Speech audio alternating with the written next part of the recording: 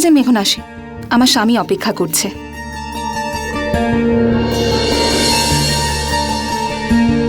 গত 2 বছর ধরে আমার স্বামী খুব অসুস্থ, এবার তো বিছানা ধরে নিয়েছে। মাঝে মাঝে তো মনে হয় যে কি করব এরকম একটা জীবনের। বিয়ে হয়েছে 8টা বছর হয়ে গেল, তাও আমার কোল এখনো ফাঁকা। দেখো বৌদি, এখন তো চিকিৎসার অনেক উন্নতি হয়েছে, ভালো কোনো ডাক্তারকে দেখাও। ডক্টর বলেছে যে এই ধরনের অসুখে বাচ্চা জন্ম দিতে গেলে যে এনার্জির দরকার পড়ে, সেসব করতে গেলে হয়তো প্রাণহানিও হতে পারে। দিন রাত চেঁচামেচি করে, চিৎচির করতে থাকে, তবু আমি সবকিছু ভুলে সারাক্ষণ সবকিছু সহ্য করে যাই, মেনে নি সবটা।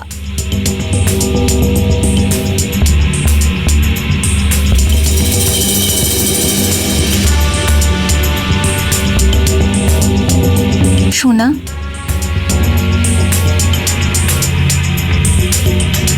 আমাকে দেখে মনে হয় যে আমি এই ধরনের সমস্যার মধ্যে দিয়ে যাচ্ছি?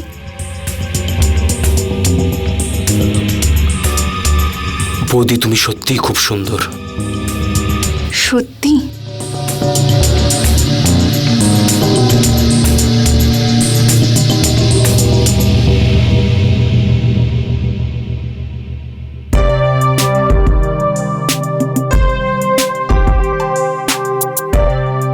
আমার সবথেকে সুন্দর প্রতিবেশী।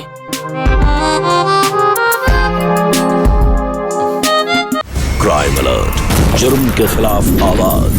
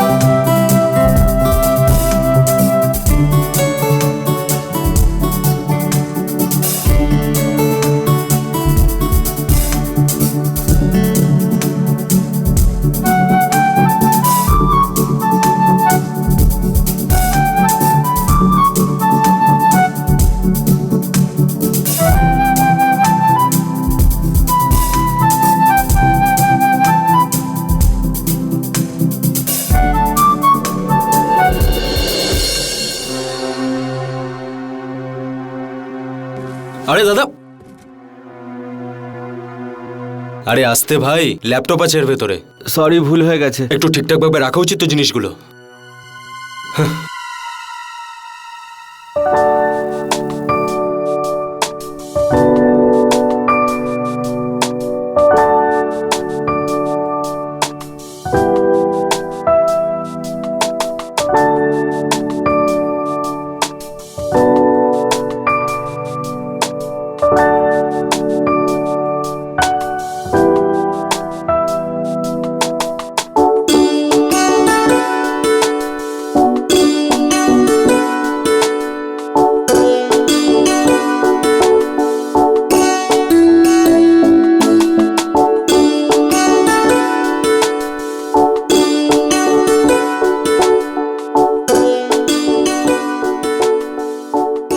হ্যালো, হ্যাঁ স্যার, আমরা কিছুক্ষণ আগে শিফট হলাম, 1 ঘন্টার মধ্যে আমি যাচ্ছি। Okay sir.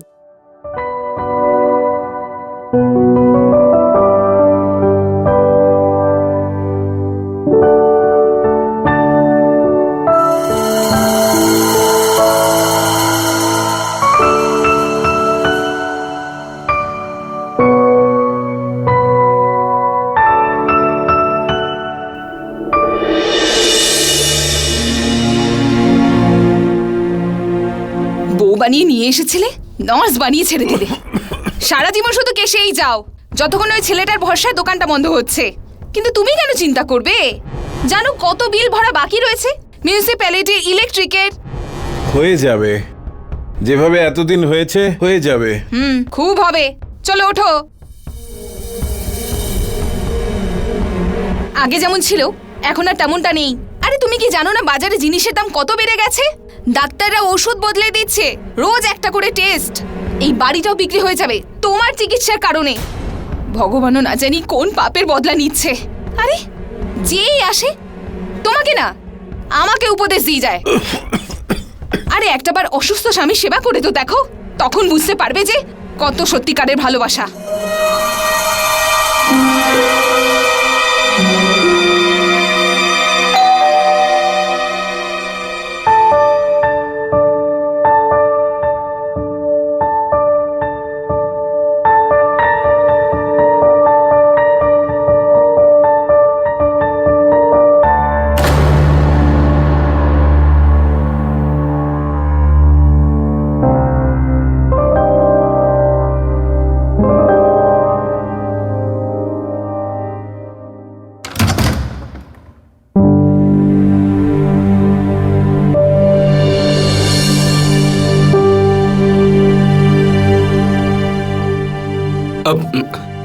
নমস্কার বৌদি, আমার নাম সঞ্জয়, আপনাদের পাশের বাড়িতেই থাকতে এসেছি।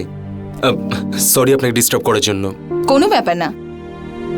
তাছাড়া একজন প্রতিবেশী আরেকজন প্রতিবেশীকে সাহায্য করে, তাই আমি আপনার কি সাহায্য করতে পারি? অ্যাকচুয়ালি আমার বাড়িতে এখন জল আসছে না, আর 1 ঘন্টার মধ্যে আমাকে অফিসে যেতে হবে, তাই কোনো প্লাম্বারের নাম্বার পাওয়া যাবে? দেখুন, প্লাম্বারের চক্করে পড়লে কিন্তু আপনার লেট হয়ে যাবে। আপনি এমনটা কেন করছেন না? আপনি আমাদের বাথরুমটা ইউজ করে নিন। চিন্তা করার কিচ্ছু নেই, আমাদের এখানে 2টো বাথরুম রয়েছে। পরে বরং আপনি প্লাম্বারকে ফোন করে দেবেন, ও এসে দেখে যাবে। সেটাও ঠিক আছে। ঠিক আছে, আমি আমার জামা কাপড় নিয়ে আসছি। Thank you so much.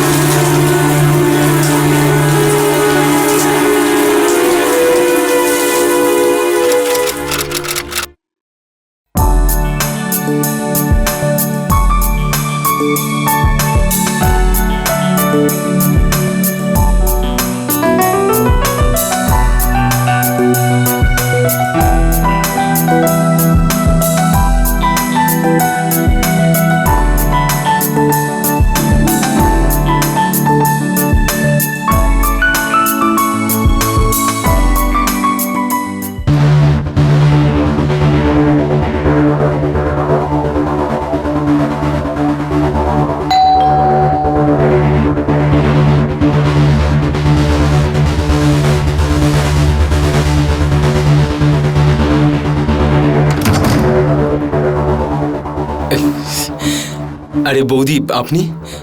নমস্কার। আমি আপনাকে তাড়াতাড়ি ঘুম থেকে উঠিয়ে দিলাম না তো? মানে আজ সানডে, তাই আপনি হয়তো একটু দেরি করে উঠতেন। আরে না বৌদি, এরকম কোনো ব্যাপার নয়। তাছাড়াও আমি বেশি দেরি পর্যন্ত ঘুমাই না। সকাল সকাল ব্যায়াম করা আর ভালো মন্দ খাওয়া, এটাই আমার প্রতিদিনের রুটিন। সেই জন্যই আমি ভাবলাম যে আজ তো সানডে, তাই কেননা তোমাকে একটু ভালো করে আলুর পরোটা খাওয়ানো যাক।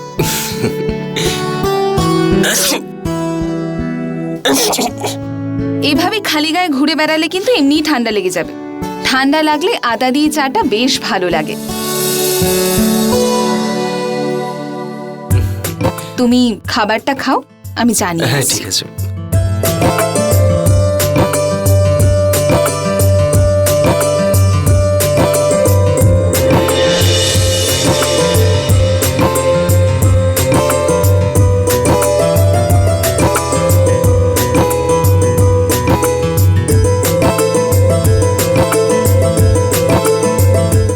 চা।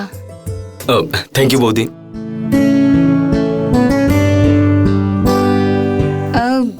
তুমি এমনিতে কি করো? এই এখানেই একটা প্রাইভেট কোম্পানিতে মার্কেটিং এক্সিকিউটিভ। তার জন্য কি কি করতে হয়? আর বলো না বৌদি, সেলস আর মার্কেটিং এর কাজ এত প্রেশার থাকে যে মাথা খারাপ হয়ে যায়। মনে হয় তোমার বিয়ে হয়নি, না হলে তুমি এই কথাটা খুব ভালো করে জানতে। এই প্রেশার নেওয়াটা কাকে বলে? ঠিক বলেছো তুমি, সেই জন্যই তো এখনো বিয়ে করিনি। তাছাড়া বাড়ির লোকেরা বারবার একই কথা বলে। আচ্ছা ঠিক আছে, আমি এখন আসি, আমার স্বামী অপেক্ষা করছে।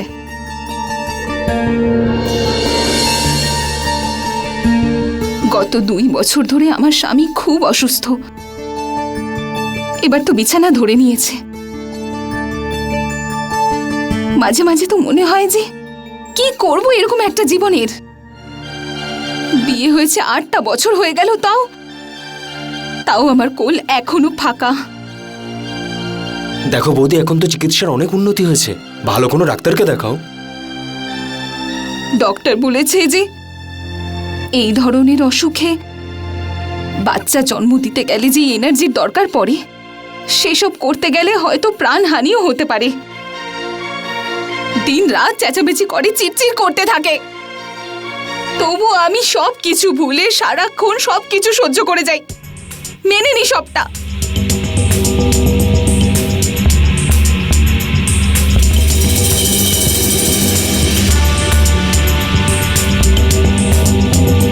সোনা,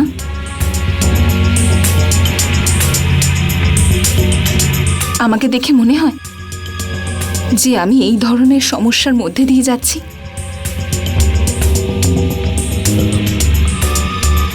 বৌদি, তুমি সত্যিই খুব সুন্দর। সত্যি?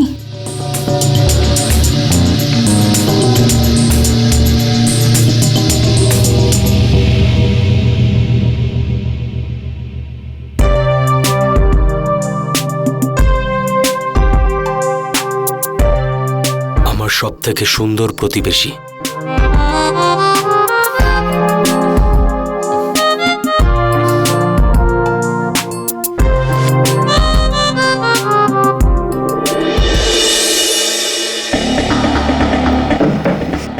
এই না ওষুধ, তুমি সব সময় ভুলে যাও। কিন্তু প্রেসক্রিপশনে যা লেখা ছিল আমি তো খেয়েছি। আরে বললাম না তুমি এটা খাওনি, চলো খাও। এই নাও।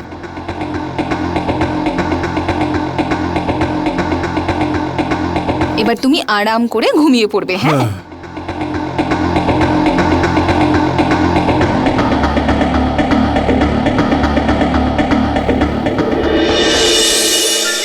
জানো সোনা, এই ভালোবাসাটার জন্য আমি কতদিন ধরে অপেক্ষা করছিলাম। স্বামী থাকতেও আমি এই সুখটা কখনো পাইনি, সেই জন্যই আমি কখনো মাও হতে পারিনি।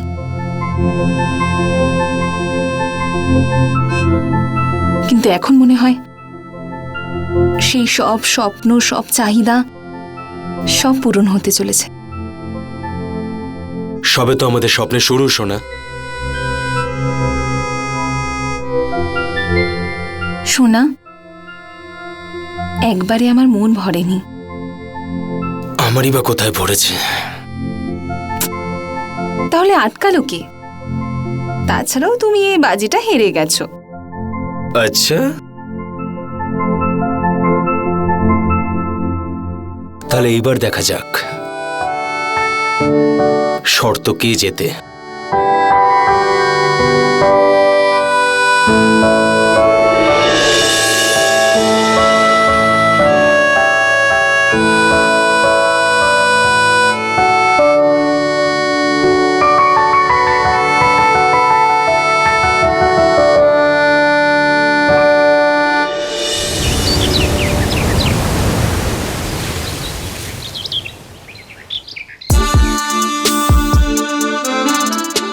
কেমন লাগলো আমার গিফটটা?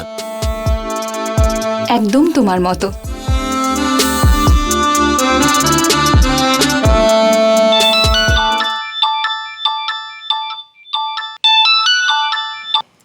হ্যাঁ দাদা। হ্যালো, হ্যাঁ শোন, 22 তারিখ ঠিক হয়েছে। কি ঠিক হয়েছে দাদা? 22 তারিখে আশীর্বাদ, 7-এ বিয়ে। অনেক কাজ পড়ে আছে, তুই আজকেই চলে আয়। ঠিক আছে দাদা, তুমি চিন্তা করো না, কাল সকালের মধ্যে আমি পৌঁছে যাব। এখন ফোনটা রাখলাম। আচ্ছা ঠিক আছে, ওকে বাই। আজ রাতে আমাকে বাড়ি ফিরতে হবে। মায়ের শরীর খুব খারাপ। কি হয়েছে ওনার? বয়সের সাথে সাথে অসুখ বিসুখ তো হয়ই। দাদা বললো যে মায়ের অবস্থাটা সিরিয়াস। দেখা যাক, ওখানে গিয়েই জানতে পারবো যে সিচুয়েশনটা কি। তাহলে তুমি কবে আসবে? এখন আমি কি করে বলবো? ওখানে গিয়েই তো আমি জানতে পারবো না যে সিচুয়েশনটা কি। মায়ের অবস্থা যদি ঠিক হয়ে যায় তাহলে তাড়াতাড়ি চলেই আসবো আমি। তুমি চিন্তা করো না, আমি তাড়াতাড়ি ফিরে আসবো, ঠিক আছে?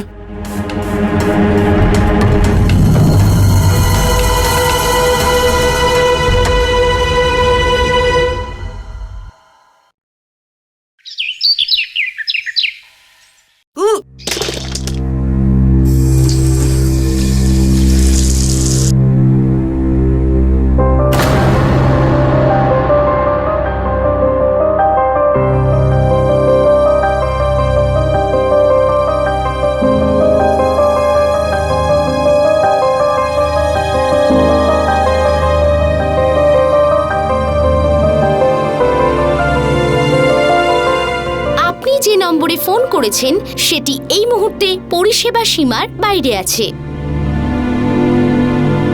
আপনি যে নম্বরে ফোন করেছেন সেটি এই মুহূর্তে পরিষেবা সীমার বাইরে আছে।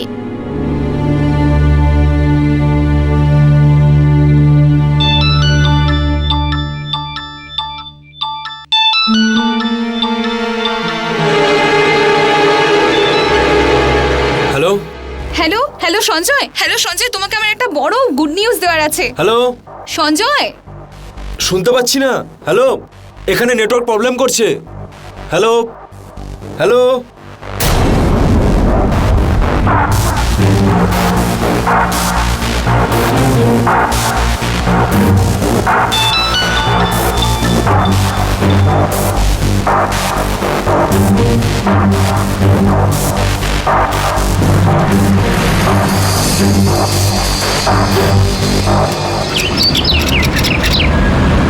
তুমি সারা সপ্তাহ কোনো সিগন্যাল পাওনি?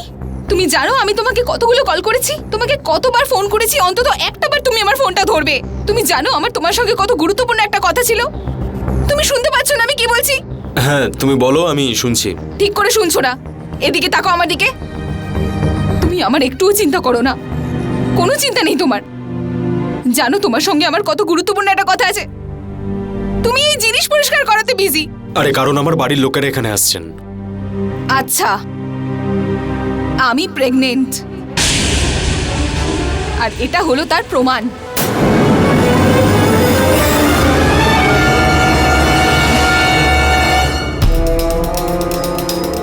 তোমার কি মাথা ঠিক নেই নাকি? আমি ভাবলাম তুমি প্রোটেকশন ইউজ করছো। দেখো, আমাদের কাছে অ্যাবর্শন ছাড়া আর কোনো রাস্তা খোলা নেই। আর তাছাড়া ওই পাপকে জন্ম দিয়ে কোনো লাভ নেই। অ্যাবর্ট করে নাও। সঞ্জয়, তুমি কি করে অবসরের কথা বলতে পারো? তুমি তো জানো আমার মা হওয়ার সেই স্বপ্নটা। তুমি আমার স্বপ্নটাকে কি করে শেষ করতে পারো? তা তুমি চাওটা কি? লোকজন তোমার মুখে থুতু ছেটাক? হ্যাঁ, লোকজনকে কি বলবে? কার বাচ্চা এটা? এর আসল বাবাকে কি বলবে? চুপচাপ গিয়ে অ্যাবর্ট করাও। বাজে বাজে কথা বলে যাচ্ছ। আমার কাউকে নিয়ে কোনো চিন্তা নেই, যদি তুমি আমার পাশে থাকো।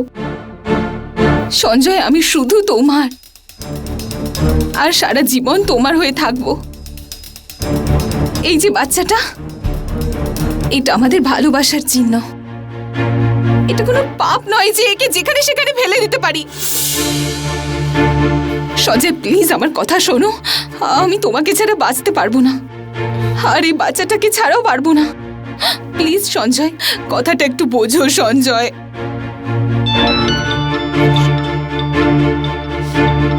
হ্যালো, হ্যাঁ দাদা, আমি কয়েকদিনের মধ্যে আসছি।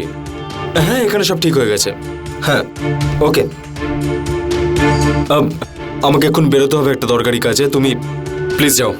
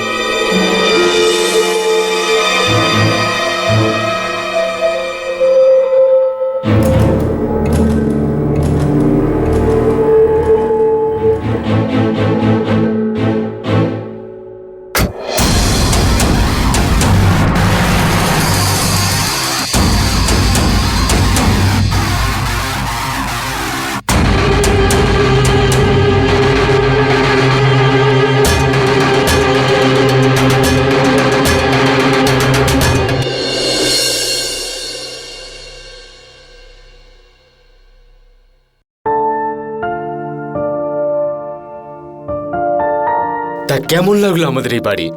খুবই সুন্দর হয়েছে, যেমনটা স্বপ্নে ভেবেছিলাম একদম সেরকম। এখন তো এই বাড়িটা ভাড়াতে নেওয়া, তুমি এসে গেছো, নিজের বানিয়ে নেবো, এর থেকেও ভালো। একদম।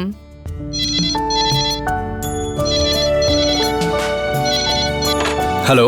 স্যার, ছাদে জলের সমস্যা হয়েছে, একটু তাড়াতাড়ি আসুন। আচ্ছা ঠিক আছে। কীর্তি শোনো, টেরেসে কিছু জলের প্রবলেম রয়েছে, জল যদি না আসে তাহলে প্রবলেম হয়ে যাবে। আমি একটু গিয়ে দেখে আসছি। তাড়াতাড়ি আসবে।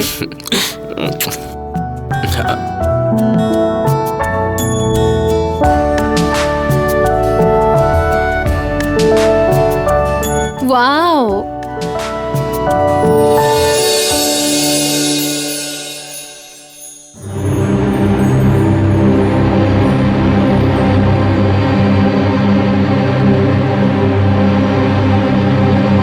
এখানে তো কেউ নেই।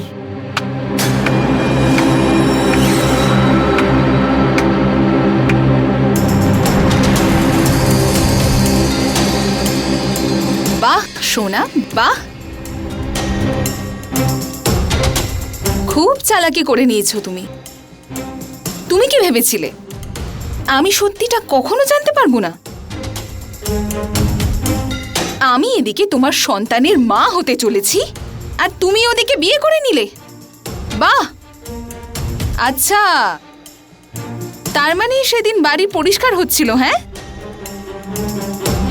আমি এটা স্বপ্নেও ভাবিনি যে তুমি আমাকে ঠকিয়েছো।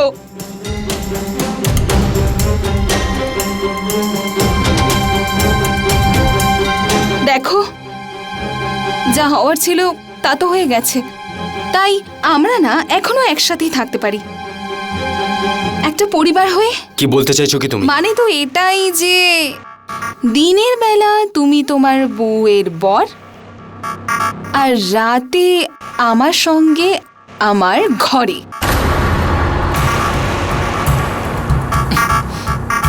তাহলে আমার বাড়িতে দেখা হচ্ছে? দেখো, যদি তুমি হ্যাঁ বলো তাহলে যেমনটা আমি বলছি ঠিক তেমনটা করো, না হলে আমার কাছে প্রেগন্যান্সির রিপোর্টটা রয়েছে, আর আমি যদি ওই রিপোর্টটা একটা ছোট্ট খামের মধ্যে ভরে তোমার বাড়িতে আর শ্বশুর বাড়িতে পৌঁছে দিই, তাহলে তুমি খুব ভালোভাবে জানো কি হবে। তোমার এই সুখী বিবাহিত জীবনটা জ্বলে পুড়ে ছাই হয়ে যাবে। আমার বাড়িতে, হ্যাঁ?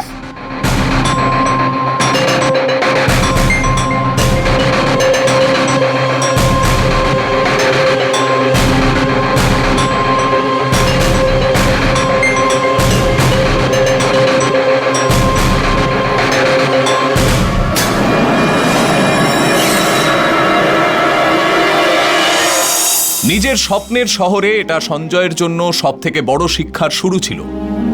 বড় শহর, অনেক আকাঙ্ক্ষা আর স্বপ্নের শহর, কিন্তু এখানে একটু ভুল হলেই জীবনের গাড়িটাকে এমন রাস্তায় নিয়ে যায় যার গন্তব্য কারুর জানা নেই। আর সঞ্জয়ের সঙ্গেও এটাই হচ্ছিল। ও এখন বিবাহিত ছিল, কিন্তু অনেক আগের করা একটা ভুল ওর সুখী বিবাহিত জীবনকে ওলটপালট করে দিতে চলেছিল। রুনা এটা জানতো যে সঞ্জয় ওর হাতের মুঠোয়। সমাজে অনেকেই এই অনৈতিক সম্পর্কগুলোকে এরকমই সহজভাবে নেয়, পরবর্তীকালে যা একটা বড় ভুল বলে প্রমাণ হয়। রুনা আর সঞ্জয়ের সম্পর্ক এরকমই দৃষ্টান্ত হতে চলেছিল। রুনার কাছ থেকে পাওয়া শারীরিক সুখ এখন ওর নিজেরই বিবাহিত জীবনের সুখ স্বাচ্ছন্দ্যের ওপর গ্রহণ ডেকে আনতে চলেছিল। এটা কি করছো তুমি? এত রাতে কোথায় যাচ্ছ? হ্যাঁ, তাও এত সেজে গুজে। কোথায় যাচ্ছ বলো না? আরে বস ডেকেছে, একটা ইম্পর্টেন্ট প্রেজেন্টেশন রয়েছে। কিন্তু এটা তো ঠিক নয়। আই নো এটা ঠিক নয়, কিন্তু বসের কথা তো শুনতে হবে না। এখন ক্লায়েন্ট এত রাত করে কনফার্মেশন দিয়েছে, আর তুমি তো জানোই যে প্রাইভেট জবগুলো কিরকম হয়, পুরো রক্ত চুষে নেয়। আর মিথ্যা কথা বললে চাকরি নিয়ে টানাটানি শুরু হয়। এবার আমি করতে গেলেও বা কি করব? ঠিক আছে, যাও তুমি, কিন্তু তাড়াতাড়ি আসবে। তুমি তো জানো এটা, তুমি ছাড়া আমার ঘুমই পায় না। না না, তুমি ঘুমিয়ে পড়ো, আমার একটু টাইম লেগে যাবে। প্রেজেন্টেশন রয়েছে না, বস এত তাড়াতাড়ি আমাকে ছাড়বে না। প্লিজ তুমি ঘুমিয়ে পড়ো। আমার লেট হয়ে যাচ্ছে, সরি, এলাম আমি।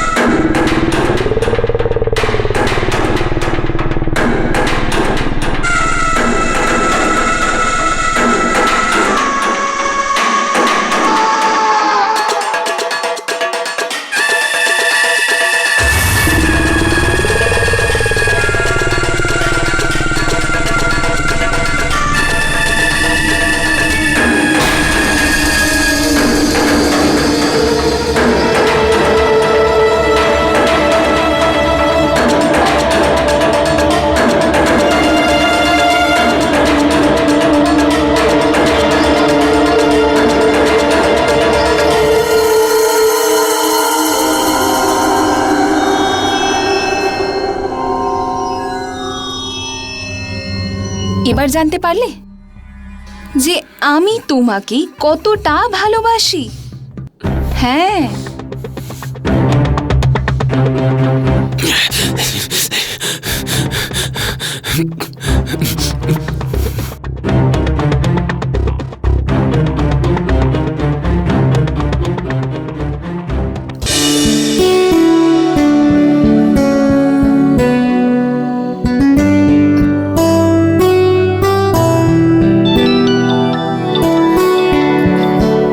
হ্যালো।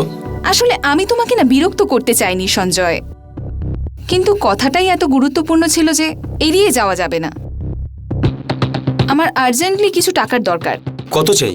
এই ধরো 1 লাখ। কি? আরে এখন কি আমার এইটুকু অধিকার নেই যে তোমার শ্বশুর বাড়ি থেকে পাওয়া টাকা থেকে আমি কিছুটা নিজের জন্যও কাজে লাগাই? সঞ্জয়, এখন তো এই টাকাগুলো তোমার হাতের ময়লা। আমার শুধু টাকার দরকার, আর সেটাও আজকেই। ওকে ওকে স্যার, ওকে স্যার।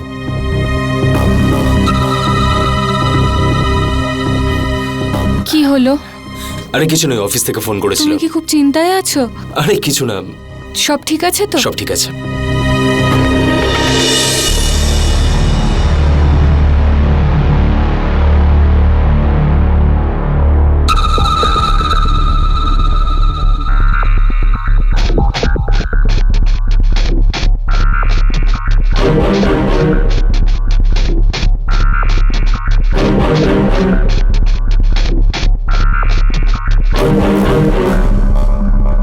এখন 50,000 টাকার ব্যবস্থা করতে পেরেছি, বাকি টাকা 2-1 দিনে দিয়ে দেবো।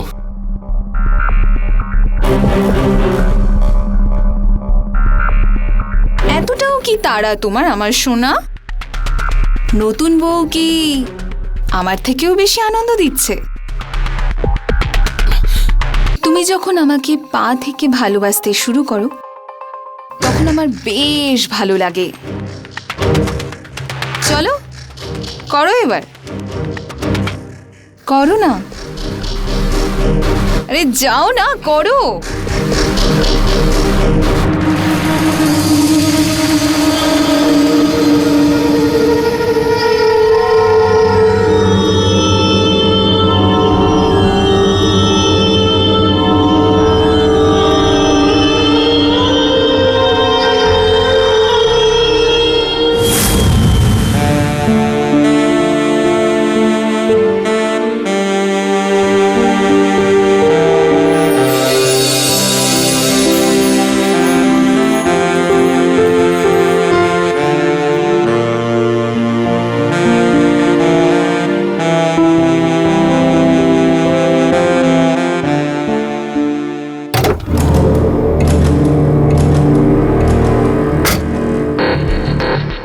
বৌদি, তুমি একদম হঠাৎ করে। হঠাৎ করে মানে? এখন কি প্রতিবেশীর থেকেও পারমিশন নিতে হবে? না, আমি বলতে চাইছি আমাকে বাজার অবধি ছেড়ে দাও। কিন্তু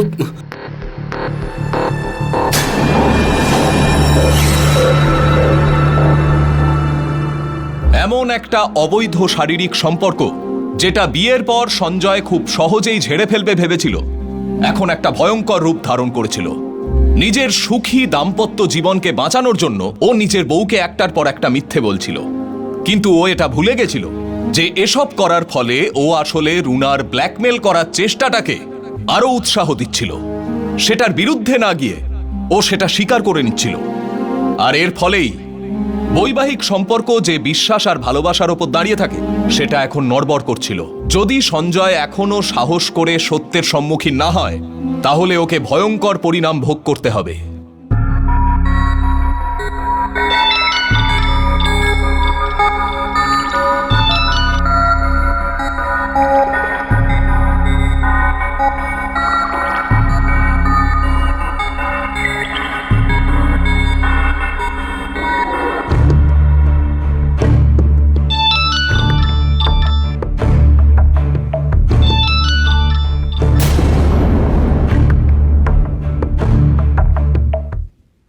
মনে হয় ও আমাকে ঠিক হালকাভাবে নিচ্ছে। বাবু, রুনার সঙ্গে তুমি গেম খেলতে পারবে না। আমার রূপটা এখনো দেখেনি তো, ওকে ছোটবেলার কথা মনে করিয়ে দেব। সঞ্জয়, আমি শুনেছি পাটনা জায়গাটা নাকি খুবই সুন্দর। সোনা, তুমি এখনো পাটনা ঠিকঠাক ভাবে দেখেছো কোথায়? এই উইকেন্ডে না আমি তোমাকে একটা ভালো জায়গা ঘোরাতে নিয়ে যাব।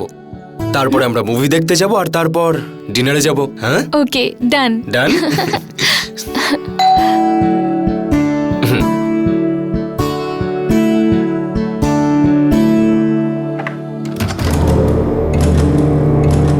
আবার কি চাই তোমার?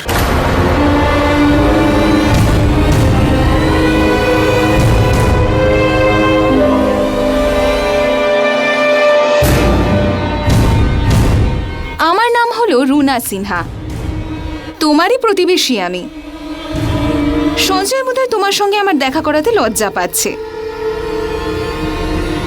ও তো সেই দিন দেখাই করালো না আমাকে। সেদিন আমরা একসঙ্গে গেছিলাম বাজারে, তোমাদের গাড়িতে। এরকম কোনো ব্যাপার নয়। আরে ছাড়ো না, তুমি আর কি দেখা করাবে। আমি ভাবলাম যে আমি নিজেই তোমাকে শুভেচ্ছা জানাতে আসি। দেখেছিলাম তোমাকে আমি সেদিন, সঞ্জয়ের সঙ্গে আসছিলে সেদিন। তাছাড়া যাই বলো না সঞ্জয়, বউ কিন্তু তুমি বেশ সুন্দর দেখে এনেছো। মনটা বেশ শান্তি হয়েছিল সেদিন। শুভেচ্ছা তোমাকে তৃপ্তি, তুমি একটা সুন্দর গাধা পেয়েছো, যে এমন একজন স্বামী যে কিনা সব স্ত্রীকে খুশি করতে পারে।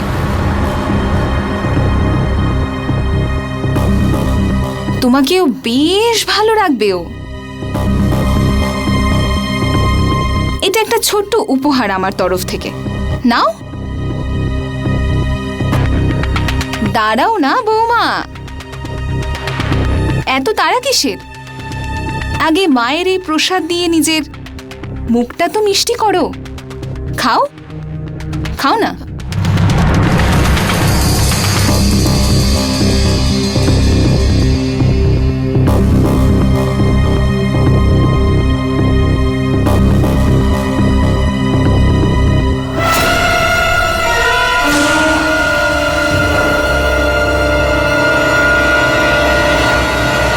একটু মন দিয়ে দেখো, প্রেগন্যান্সি পজিটিভ কিট, তোমার স্বামীর ভালোবাসার পরিণাম। আর এবার এই ভালোবাসার পরিণাম এখন আমার পেটের মধ্যে রয়েছে।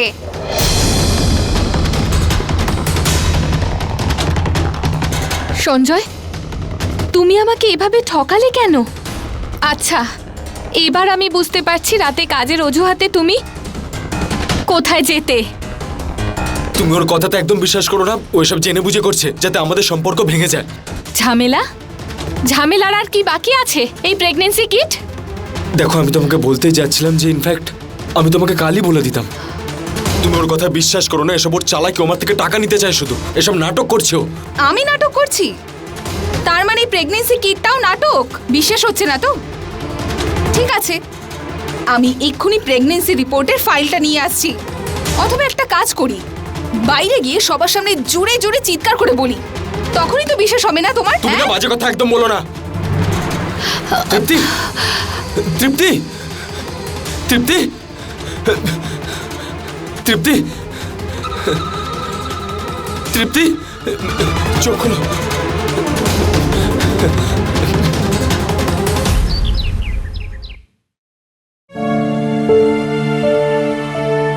ডাক্তারবাবু, প্লিজ আমার ওয়াইফকে সুস্থ করে তুলুন। আমি ওকে খুব ভালোবাসি। ওর কোনো দোষ নেই, ও তো আমাকে ভীষণ ভালোবাসে। এইসব কিছু আমারই পাপের ফল। চিন্তা করার কোনো দরকার নেই, ওনার সব বিপদ কেটে গেছে। ভালো করেছেন যে আপনি সময় মতো ওনাকে এখানে নিয়ে এসেছেন, নয়তো ওনাকে বাঁচানো খুবই মুশকিল হয়ে যেত। বিষ সারা শরীরে ছড়িয়ে গেলে তখন আর কিছুই করার থাকতো না। বিষ? এসব কি বলছেন আপনি? হ্যাঁ, বিষ। রিপোর্ট ডিটেলস বলছে যে ওনাকে বিষ দেওয়া হয়েছে। কিন্তু এটা কি করে হতে পারে? বাড়িতে তো শুধু আমরা দুজনেই ছিলাম, আর ও তো কিছুক্ষণ আগেও পুরোপুরি সুস্থ ছিল, বরং বাইরে যাওয়ার জন্য রেডি হচ্ছিল। তাহলে এটা কি মিস্টার সঞ্জয়? কেসটা কিন্তু ভীষণই গুরুতর, আপনাকে সন্দেহ করা হচ্ছে। আবার এটা নয় তো যে আপনি কোনো পণ নেওয়ার চক্করে আছেন? স্যার, এসব কি বলছেন আপনি? যদি আপনার বিশ্বাস না হয় তাহলে আত্মীয়দের জিজ্ঞেস করতে পারেন।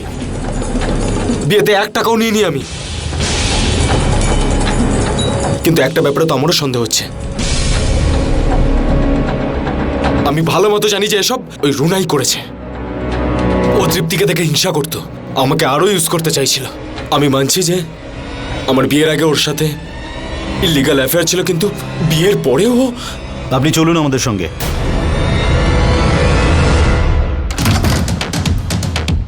তোমরা আশেপাশে খুঁজে দেখো। Yes sir. ভেতরে আসুন।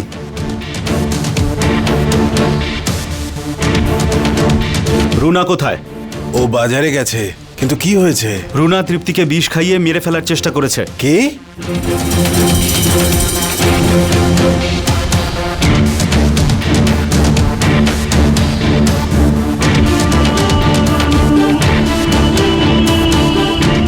স্যার, এই ধূত্র ফল পেলাম, এগুলো খুবই বিষাক্ত। এটা ফরেনসিক টেস্টের জন্য পাঠিয়ে দাও। আর এটা যদি কাউকে খাইয়ে মারার চেষ্টা করে থাকে তাহলে সেটা রিপোর্টে জানা যাবে। মিস্টার সঞ্জয়, চলুন।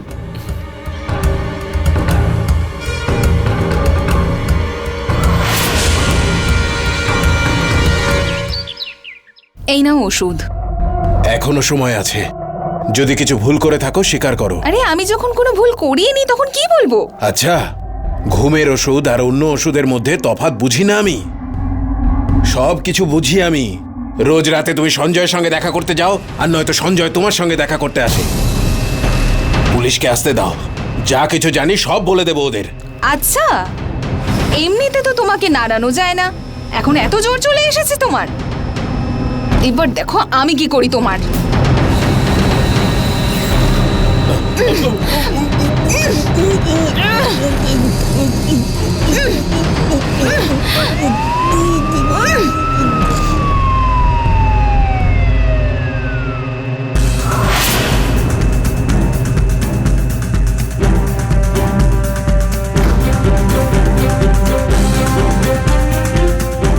রুনা কোথায়? ও এক্ষুনি আমাকে প্রাণে মারার চেষ্টা করেছিল। ও ও ও ওইদিকে গেছে, ওইদিকে।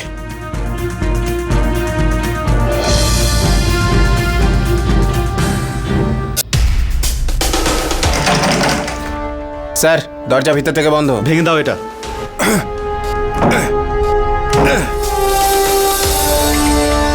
কেউ আগে আসবে না, আমি নিজের প্রাণ দিয়ে দেবো বলে দিচ্ছি। দাঁড়াও, কেউ আগে যেও না, দাঁড়াও। কেউ এগিয়ে আসবে না, শুনলে তোমরা সবাই। যা হওয়ার হয়েছে আপনি সঠিক বিচার পাবেন। এমনটা করবেন না। Cool down. আপনি নিজেকে শান্ত রাখুন। চলে যাও এখান থেকে, বেরিয়ে যাও সবাই, পালাও এখান থেকে। দেখুন, একটু বোঝার চেষ্টা করুন, এসব স্টেপ নেওয়ার কোনো দরকার নেই আপনার।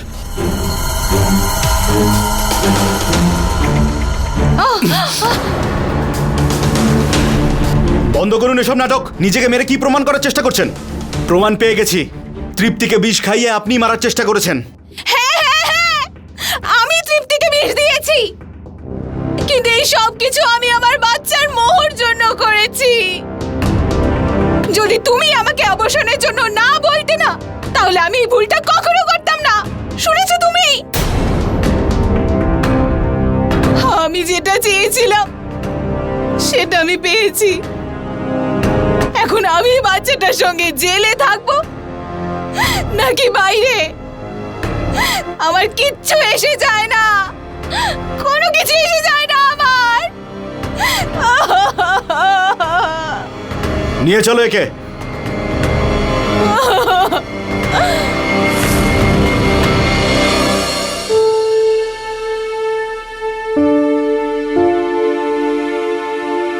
আমাকে ক্ষমা করে দাও। যদি আমি রুনার সাথে ভুল পথে না যেতাম আর ব্ল্যাকমেল না হতাম, তাহলে তোমার আজকে এই অবস্থা হতো না। প্লিজ শোনা, আমাকে ক্ষমা করে দাও। I am really sorry. Promise করছি তোমায়, আমি কখনো এই ভুলটা আর করবো না। তোমাকে ছেড়ে আমি আর কোথাও যাব না।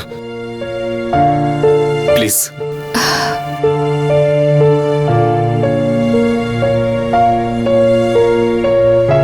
ঠিক আছে, আমি তোমায় ক্ষমা করেছি, কিন্তু সঞ্জয় তুমি আমার কাছে প্রমিস করো তুমি আমায় কখনো ঠকাবে না, কখনো এমন কিচ্ছু করবে না যেটা তুমি করেছো।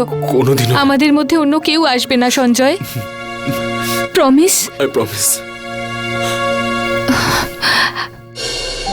অনেক সময় বন্ধু, প্রতিবেশী বা বিভিন্ন সম্পর্কে আমরা ছোটখাটো ব্যাপারগুলোর দিকে নজর রাখি না, আর আমাদের এই অসাবধানতা অনেক সময় ভবিষ্যতে আমাদের মারাত্মক পরিণামের দিকে ঠেলে দেয়। রুনা আর সঞ্জয়ের এই অনৈতিক সম্পর্কের এটাই পরিণাম হলো। সঞ্জয়কে প্রলুব্ধ করে রুনা যদি ভুল করে থাকে, তাহলে বিয়ের আগে সুন্দরী প্রতিবেশীর সঙ্গে ফ্লার্ট করা সঞ্জয়ও মোটেই ঠিক ছিল না। এক মারাত্মক পরিণাম নিয়ে এলো এই অবৈধ সম্পর্ক। রুনার জন্য এটা যত বড় ভুল প্রমাণ হলো, ততটাই দুষ্পরিণাম সঞ্জয়েরও হলো। একবার ভেবে দেখুন, এসবের মধ্যে তৃপ্তির কি দোষ ছিল যে সঞ্জয়ের সঙ্গে একটা সুখী বিবাহিত জীবন কাটানোর স্বপ্ন দেখেছিল? কিন্তু একদিকে সঞ্জয় বিয়ের আগে রুনার সঙ্গে ঠিক করেনি, না তো বিয়ের পর তৃপ্তির সঙ্গে। যখন রাস্তাটাই ভুল হয়, তখন মানুষ ভুল পদক্ষেপ নিতে দেরি করে না। এই গল্পে রুনার ব্ল্যাকমেল করা আর সঞ্জয়ের ব্ল্যাকমেল হতে থাকা তৃপ্তির পক্ষে প্রাণঘাতী হতে পারত, কিন্তু ওর ভাগ্য ভালো ছিল তাই ও বেঁচে গেছে। আর সঞ্জয় ক্ষমা চাওয়ার পরে তৃপ্তি ওকে বিয়ের মর্যাদা রক্ষা করার প্রতিজ্ঞা করে ক্ষমা করে দিল। আজ ওরা একটা সুখী জীবন কাটাচ্ছে। আর খুনের চেষ্টার অভিযোগ প্রমাণ হয়ে যাওয়ার পরে রুনা জেলের গড়াদের পেছনে নিজের অপরাধের শাস্তি ভোগ করছে। বন্ধুরা, আমরা আপনাদের আরেকবার বলতে চাই যে সমাজে প্রত্যেকটা সম্পর্কের কিছু নিয়ম আর আদব কায়দা থাকে, সেটা ভাঙার চেষ্টা একদম করবেন না, কারণ তার অন্তিম পরিণাম আপনাকে পস্তাতে বাধ্য করবে। এর সঙ্গেই আমি গিরিশ জৈন ক্রাইম অ্যালার্টের এই এপিসোডে আপনাদের থেকে বিদায় নিচ্ছি। আবার দেখা হবে এরকমই একটা সত্যি ঘটনা নিয়ে। ততক্ষণ be alert, be safe. Crime alert, অন্যায়ের বিরুদ্ধে সোচ্চার।